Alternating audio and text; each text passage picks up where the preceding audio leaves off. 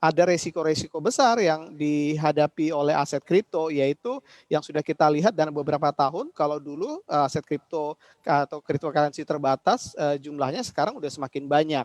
Artinya sudah mulai bicara masalah dari sisi supply-nya, dan ini yang menjadi harus menjadi concern bagi investor atau para trader di aset kripto. Karena begitu nanti demand-nya turun, supply-nya naik, ini akan secara signifikan mempengaruhi harga. Karena memang mekanisme kenaikan harga yang terjadi di aset kripto memang betul-betul karena faktor tadi, demand yang tinggi sementara supply yang relatif terbatas, betul-betul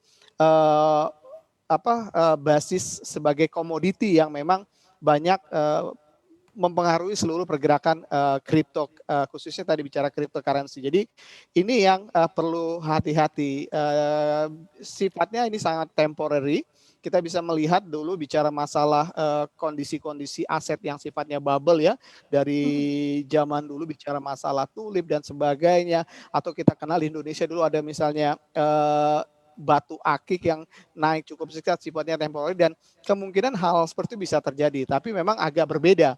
Kalau aset kripto ini kan bicara masalah teknologi, dan kondisinya bicara masalah teknologi tentu berbeda dan tidak disamakan dengan aset-aset yang lainnya. Artinya bahwa kita melihat bahwa apakah Bitcoin ini bisa menjadi, aset kripto atau cryptocurrency ini bisa menjadi sebuah instrumen investasi, tentu bisa, karena dia bisa menyimpan nilai. Secara historis juga sudah terbukti dia bisa menyimpan nilai.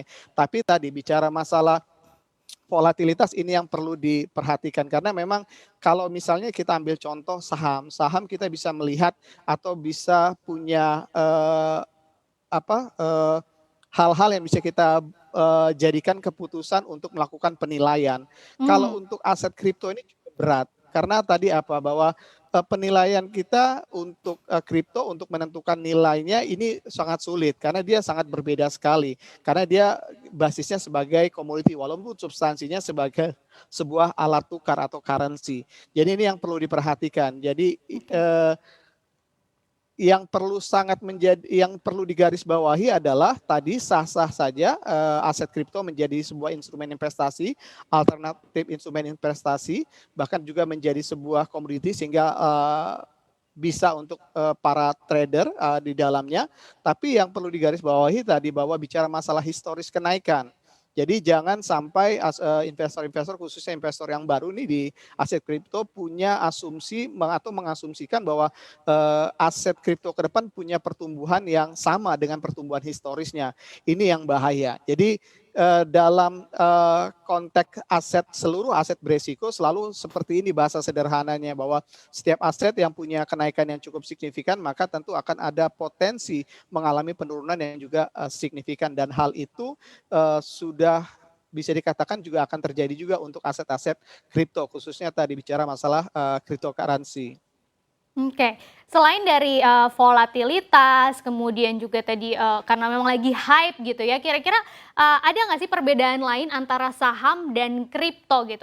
Kelebihannya seperti apa, kekurangannya seperti apa? Karena banyak juga yang menilai gitu ya, sama aja sebetulnya nih antara kripto dan saham, sama-sama volatil. Kemudian kalau dicek sahamnya ada yang lebih murah, begitu juga dengan aset-aset kripto ada yang recehan gitu ya. Dan malah ada banyak investor retail yang bilang saham sekarang justru kurang ramah dengan investor retail. Nah, makanya pada beralihlah ke kripto. Anda melihatnya seperti apa?